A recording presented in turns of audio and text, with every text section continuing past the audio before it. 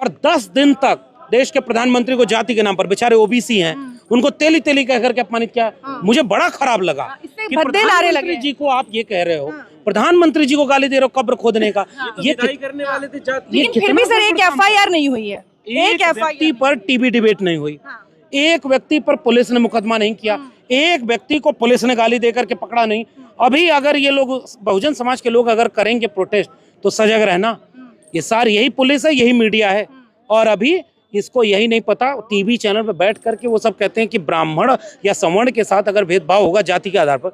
मैं जानना चाहता हूँ कैसे होता है और कौन करेगा, किसकी हिम्मत है? मतलब मैं तो कैंपस में तो रहे हैं कि जो ये नारे दिए जाते हैं तिलक तराजू और तलवार इनको मारो, ये है तो सर अपमानित करने वाला, ब्राह्मणवाद की छाती पर। यही है इस देश की विडंबना क्या है जानते हैं? इस देश ने बहुत बौद्धिक बहसें क्लियर नहीं की, ब्राह्मणवाद का मतलब क्या है और उसमें अंतर है। फिर बच्चा मांग रहा था कि हमको लड्डू चाहिए और उसके पजामे का नाड़ा ढीला कर दिया, अब वो वही पकड़ने बचा है और जो मिला था वही छूट गया आपसे। बीजेपी इतनी खतरनाक पार्टी है, एक तरफ वो हिंदू बनाने के नाम पर सबको एक करेगी, धर्म के नाम पर लड़ाएगी, फिर जाति के नाम पर लड़ा दी। आप अगर एक बार देश को बताते कि इसमें ईडब्ल्यूएस था तब कैसे ये सवर्ण विरोधी हो? कैसे देख रहे हैं आप सुप्रीम कोर्ट के स्टे के बाद से अब बहुजन समाज सड़कों पर है, उससे पहले सवर्ण समाज सड़कों पर था। इस एक गाइडलाइंस ने कहीं ना कहीं जो बांटने का काम था, जिसकी आशंका सवर्ण समाज जता रहा था कि यूनिवर्सिटीज में बच्चों को बांट दिया जाएगा जाति के आधार पर, वो तो हो रहा है।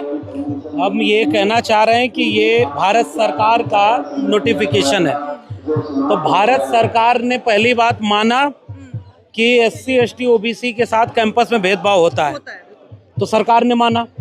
लेकिन सरकार ने एक खेल किया कि जाति जनगणना जैसे मुद्दे पर बहस न हो पाए, जाति जनगणना का ऐलान करने के बाद भी एक लाइन कहीं लिखित तो सरकार ने नहीं दिया है कायदे से। पहले चरण की जाति जनगणना के 33 क्वेश्चन जारी किए, जिसमें से केवल एससी एसटी को पूछ रहे हैं, ओबीसी और जनरल को नहीं पूछ रहे। यानी एक बड़ा खेल जाति जनगणना का खेला जा रहा था कि उसमें एक बड़ा धोखा बहुजन समाज को मिले। जो न्याय की लड़ाई पिछले कई 100 सालों से, मैंने तो उसमें बाकायदे किताब लिख दी कि भाई हजारों साल से गैर बराबरी के खिलाफ लड़ाई थी, उस लड़ाई पर बात न हो, अचानक बहस को डिरेल कर दिया। दूसरी तरफ ओबीसी एससी एसटी का दमन बढ़ रहा है, ये बात सुखदेव थोराट कमेटी यूजीसी 2007 में बताई गई। 2012 में यूजीसी ने खुद एक कमेटी बना दी। उसके बाद रोहित वेमुला का एक्ट हुआ, उस समय उसकी सांस्थानिक हत्या हुई। फिर उसके बाद डॉक्टर पायल तड़वी 2019, दर्शन सोलंकी 2023, घटनाएं बढ़ती गईं। सरकार ने इस देश को बताया कि इस देश के कैंपसेस में एससी एसटी ओबीसी के साथ एट्रोसिटी 118% बढ़ गई। तो ये भारत सरकार कह रही है कि जाति के नाम पर एससी एसटी ओबीसी के साथ भेदभाव बढ़ रहा है। कोर्ट में जब पायल तड़वी और रोहित वेमुला की मां गई तो उस पिटीशन पर 15 जनवरी तक सरकार को कोर्ट ने कहा था, और ये जो मौजूदा सीजेआई हैं ये भी उस बेंच में थे, कोर्ट ने कहा कि 2012 का यूजीसी रेगुलेशन कारगर नहीं है, आप और सख्त नियम बनाइए। और 15 जनवरी उसकी डेट थी, और इस गजट नोटिफिकेशन पे डेट क्या लिखी हुई है? 13 जनवरी। हड़बड़ी में बनाया गया, कोर्ट में जाकर के क्योंकि कोर्ट सख्त हो रहा था, पूछ रहा था कि भाई आपने अब तक क्या कदम उठाए ये बताइए। तो ये साजिश रची गई, एक अच्छा दिखने वाला समता समिति का प्रावधान भाजपा की साजिश की भेंट चढ़ गया। पहला उदाहरण मैंने दिया कि जाति जनगणना से मुद्दा भटका दो, क्योंकि अगर जाति जनगणना इस देश में हुई रहती तो आंकड़ों पर बात होती ना, धारणाओं पर नहीं ना होती कि किसके खिलाफ कौन है, कौन विश्वविद्यालय में बैठा है, कौन जुडिशरी में है, कौन मीडिया में है, आंकड़े देश को पता नहीं। अब एक आखिरी बात कि इसके हड़बड़ी इसलिए भी साबित होती है कि आपने इतना कमजोर नोटिफिकेशन जारी किया कि आपने न तो भेदभाव के प्रकार बताए, न तो कमेटी में कौन होगा उसकी शर्तें बताई, न तो उसके प्रोसीजर को पूरा बताया ताकि एक तबके को कंफ्यूजन या वो सड़क पे उतरे। फिर उसके बाद आप कोर्ट में जब ये सुनवाई हुई तो भारत सरकार ने अपने दस्तावेज को डिफेंड क्यों नहीं किया?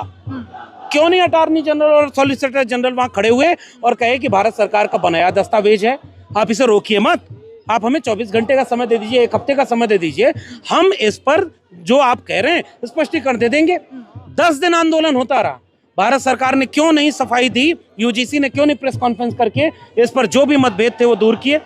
ये साजिश थी और साजिश कामयाब हो गई। एक तरफ एक तबके को लड़ा दो, उसके बाद दूसरे को उकसा दो। बीजेपी यही चाह रही है, इसलिए इस साजिश को हम बेनकाब। आपका कहना है कि इस पूरे मामले पर जिम्मेदार अगर कोई है तो वो सिर्फ सरकार है, उनकी जो कमेटी है जो बनाई गई थी वो जिम्मेदार है, और सुप्रीम कोर्ट जिस पर ये इल्जाम लगाया जा रहा है कि पहली ही हियरिंग में बिना दूसरे पक्ष को सुने उन्होंने स्टे दे दिया, उनकी भूमिका कितनी है सर?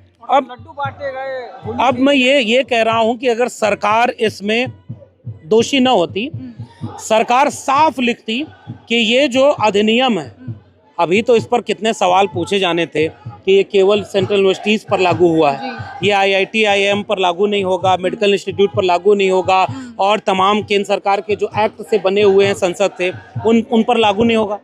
तो दर्शन सोलंकी तो IIT का लड़का था, पायल तड़वी तो मेडिकल की स्टूडेंट थी, और जातिगत उत्पीड़न हो रहा, सब में हो रहा है, तो एक तो ये अधूरा था।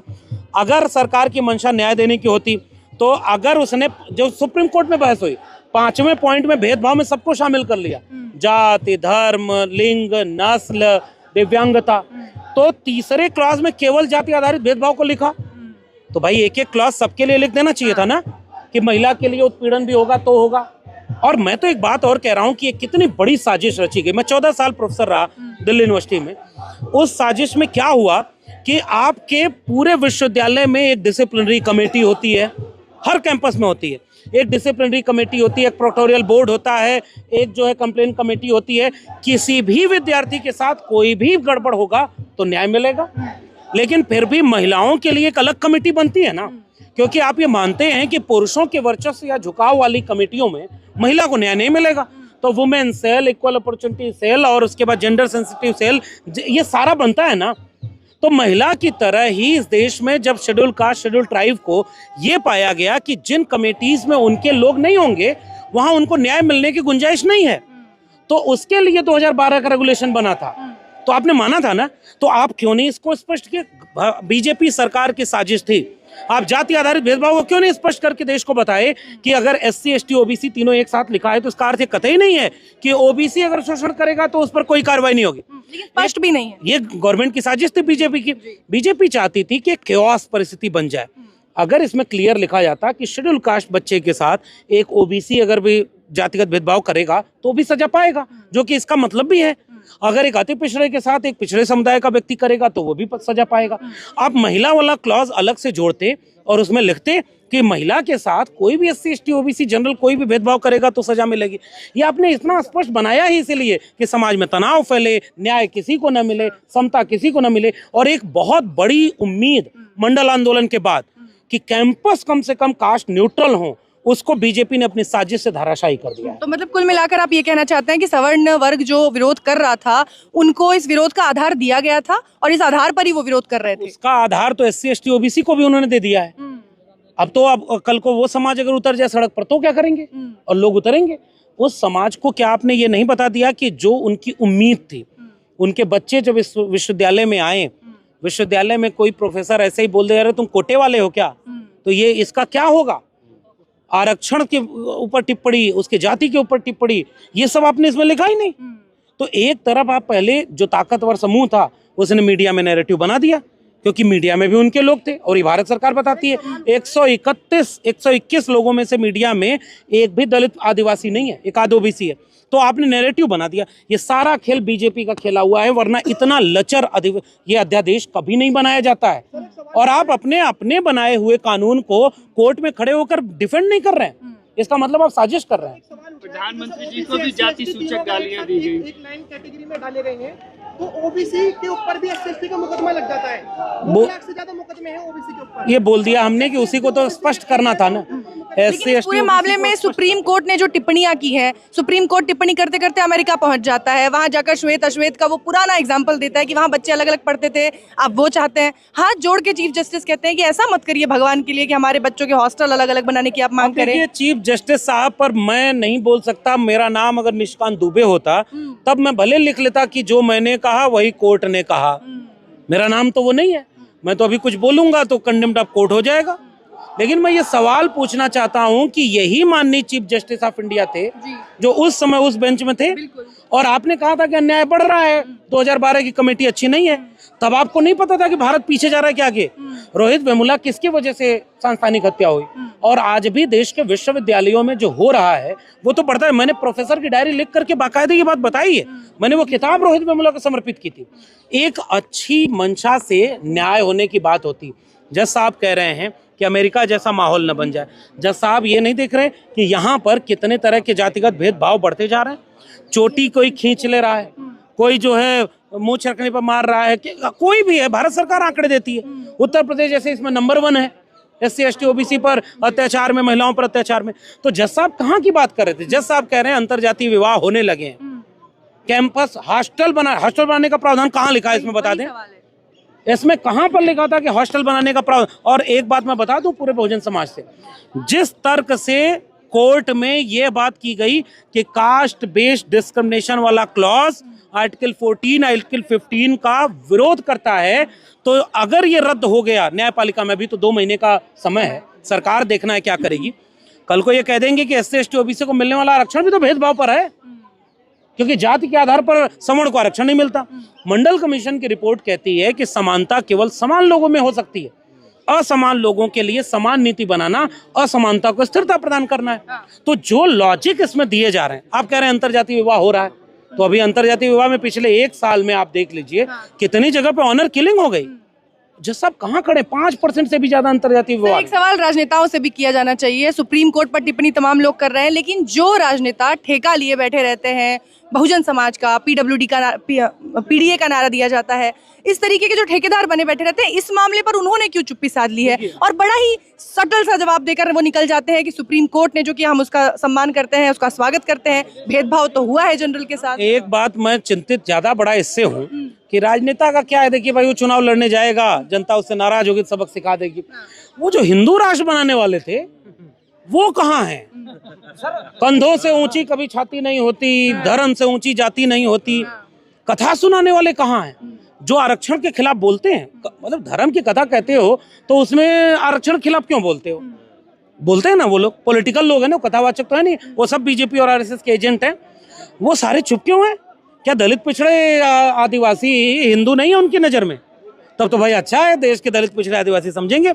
वो जो गिरिराज सिंह ने एक ट्वीट किया कि सनातन को बांटने की जो कोशिश उन्हीं की सरकार कर रही थी, ये गिरिराज सिंह ने लिखा, ये उन्हीं की सरकार कर रही थी सनातन को बांटने की कोशिश। लेकिन SC ST OBC को उन्होंने एक पैगाम दे दिया कि कौन उनके साथ है नहीं। पॉलिटिकल लोगों पर मेरी समझदारी केवल ये है कि 2 अप्रैल का भारत बंद जब आपने किया तो कोर्ट की तरफ से आदेश आया था, SC ST atrocity prevention act के कमजोर किया गया था। और देखिएगा ये अगर हो गया ना तो उसके बाद फिर अगला कोई पिटीशन डालेगा, SC ST एक्ट भी कमजोर कराएगा, फिर अगला कोई कराएगा, आरक्षण भी कमजोर कराएगा, क्योंकि सब तो भेदभाव पर है। अब तो आप उकसा रहे हैं समाज की सड़कों पे आना उकसा रहा पड़ेगा। हूँ, मैं लॉजिक को आगे बढ़ा रहा हूँ। मैं तो एक पढ़ा लिखा आदमी हूँ, मैं कोई ये बात ऐसी नहीं करूंगा कि इस तरह की बात कोई हिंसा की बढ़ के। हम लोग संविधान को मानने वाले लोग।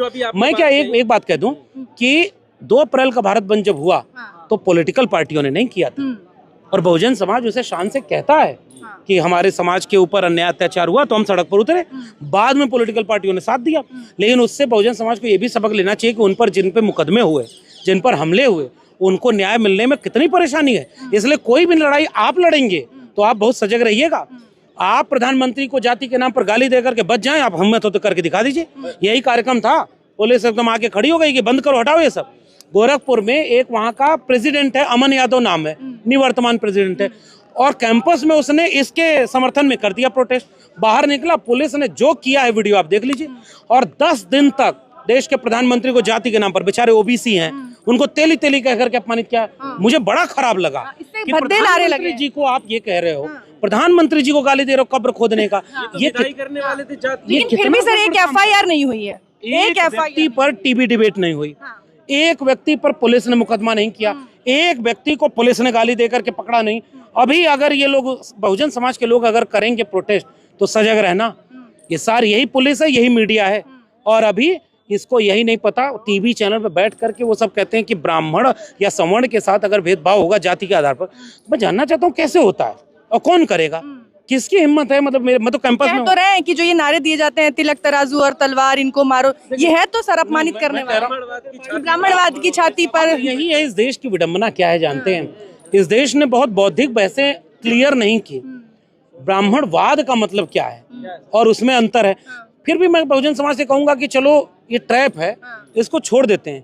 मनुवाद, लेकिन याद रखना, अगर वो आज आपको ब्राह्मणवाद बोलने से रोक ले गए, फिर कल मनुवाद बोलने से भी रोकेंगे। वो कहेंगे कि मनु तो हमारे पूजनीय है। वो तो कथावाचक सब कहते हैं कि मनु तो हमारे पहले कानून के वो हैं। तो एक एक करके वो आपके टूल छीन रहे हैं, क्योंकि आप पॉलिटिकल पावर में नहीं है। तो आप कुछ भी करेंगे आपके खिलाफ आएगा। इसलिए संविधान को हाथ में लेकर, बाबा साहब डॉक्टर अम्बेडकर का संविधान, वो आपको ये इजाजत देता है। संख्या, जमहूरियत एक तर्ज हुकूमत है कि जिसमें बंदों को गिना करते हैं, तौला नहीं करते। तो गिनती अगर आपकी है, तो गिनती में अगर आप मजबूत हैं तब आपकी बात सुनी जाएगी। और न्यायप्रिय तरीके से केवल सरकार से पूछिएगा कि जाति जनगणना वाले में कॉलम क्यों नहीं दिया, तुम जाति जनगणना इसीलिए नहीं करा रहे हो। मैंने पूरी किताब लिख करके उनका पोल खोला है। यही सब टीवी पर बैठ करके कहते थे कि अंग्रेजों के आने से जातिवाद बढ़ गया। मैंने सबूत दे करके कहा कि 1650 में इस देश में जाति जनगणना हो रही थी, अंग्रेजों के पहले हो रही थी, मौर्य काल में हो रही थी जनगणना, अकबर के काल में हो रही थी जनगणना। ये सब झूठ बोलते हैं, क्योंकि उनको लगता है कि बहुजन समाज तो मेरिट वाला है नहीं। तो ये बीजेपी की साजिश है कि जाति जनगणना पर बात ना हो। और पीछे से देखिएगा, अगर इस सब में उलझाएंगे, अब आपको ये भी बचाना है। अब यही है, वो बच्चा मांग रहा था कि हमको लड्डू चाहिए, और उसके पजामे का नाड़ा ढीला कर दिया। अब वो वही पकड़ने बचा है, और जो मिला था वही छूट गया आपसे। बीजेपी इतनी खतरनाक पार्टी है, एक तरफ वो हिंदू बनाने के नाम पर सबको एक करेगी, धर्म के नाम पर लड़ाएगी, फिर जाति के नाम पर लड़ा दी। आप अगर एक बार देश को बताते कि इसमें ईडब्ल्यूएस था, तब कैसे ये सवर्ण विरोधी हो गया? 10 में से 7 मेंबर आपके नॉन SC ST OBC हो सकते हैं। ये बीजेपी ने करवाया। वही तो कह रहे हैं कि ईडब्ल्यूएस के खिलाफ भी तो जातिगत भेदभाव हो सकता है। जैसे कहेंगे कि कोटे से आए हो, उनको भी तो कहेंगे कि सुदामा कोटे वाले हो। इस तरीके से उनके साथ भी अपमान। मैं 14 साल DU में पढ़ाया। एक SC ST OBC बेचारा, उसको PhD में एडमिशन नहीं मिल पाता। तर्क कमजोर है, उसमें जाति के नाम पर नहीं। एक तो गरीबी का कोटा है। सुदामा अपमान करने वाला नहीं, मैं उससे सहमत नहीं हूँ। किसी को इस तरह से नहीं कहना चाहिए। मैं बड़ा संवैधानिक आदमी हूँ। मैं केवल ये कह रहा हूँ कि जातिगत उत्पीड़न अलग चीज होती है। जातिगत उत्पीड़न की बात इसमें लिखी हुई है ना, क्लॉज लिखा हुआ है कि जाति आधारित भेदभाव। तो जाति आधारित भेदभाव तो नहीं, बाकी के लिए प्रोक्टोरियल बोर्ड बना है, कमेटीज बनी है, आपको वहां न्याय मिलेगा। और इसमें एमिकस क्यूरी है, आप न्याय दे सकते हैं। लेकिन बीजेपी की साजिश बहुत बड़ी है, और इतनी बड़ी साजिश को रोकने के लिए एकजुटता की जरूरत है, बड़ी लड़ाई की जरूरत है, जो संवैधानिक उसूलों पर चल करके जाति जनगणना के मूल सवाल पर लौटे। ऐसा ही दृश्य मंडल आंदोलन के समय था, और मंडल आंदोलन के समय ऐसा ही विरोध हो रहा था। अब देखना यह है कि मंडल वाली ताकतें। तब भी सेंटर में ओबीसी था, अब भी सेंटर वर्सेस सवर्ण, ओबीसी वर्सेस सवर्ण है। हर बार ओबीसी रहता है सेंटर में। उसके बाद भी ओबीसी समाज को जब आना होता है आगे, उन्हें समझने की जरूरत होती है, वो कहाँ गायब हो जाता है? असल में बांटा गया, जिन्होंने बांटा उन्होंने जातियों को जातियों से लड़ा दिया, उन्होंने बहुत सारी चीजें उलझा दी हैं। हमारे जैसे लोग एक कोशिश करते हैं कि एक बहुत गंभीर सवाल अगर है तो वो मुद्दे से भटके ना, क्योंकि टेलीविजन चैनल रोज इसको मुद्दे से भटका रहा है। और दूसरी तरफ वो ये भी कोशिश कर रहा है कि एक समुदाय को दूसरे समुदाय से लड़ा दे। सवर्ण समुदाय के विरोध की बात करने वाले महापंडित राहुल सांकृत्यायन, और मंडल लागू करने वाले सवर्ण थे विश्वनाथ प्रताप सिंह, और उनको गाली दी गई कि राजा नहीं फकीर है, देश की तकदीर है। मंडल लागू कर दिया तो राजा नहीं रंक है, देश का कलंक है। अर्जुन सिंह सवर्ण थे, और दिग्विजय सिंह भी सवर्ण है। दिग्विजय सिंह अपने पार्लियामेंट्री कमेटी में कह रहे हैं कि प्राइवेट एजुकेशनल इंस्टीट्यूशन में भी SC ST OBC को रिजर्वेशन दे दो। ये मोदी सरकार ने क्यों नहीं दिया? लेकिन आप ये डायरेक्टली ये कहना चाह रहे हैं कि OBC का कुछ तबका सीधे तौर पर टूल की तरह इस्तेमाल किया जा रहा है बीजेपी के द्वारा। OBC हर एक वर्ग को टूल की तरह इस्तेमाल करती है। उसे जब आदिवासी को इस्तेमाल, बीजेपी नहीं, हाँ, बीजेपी हर वर्ग को इस्तेमाल करती है। बीजेपी एक आदिवासी को राष्ट्रपति भी बना देती है, और उसके बाद आदिवासियों पर क्या होता है?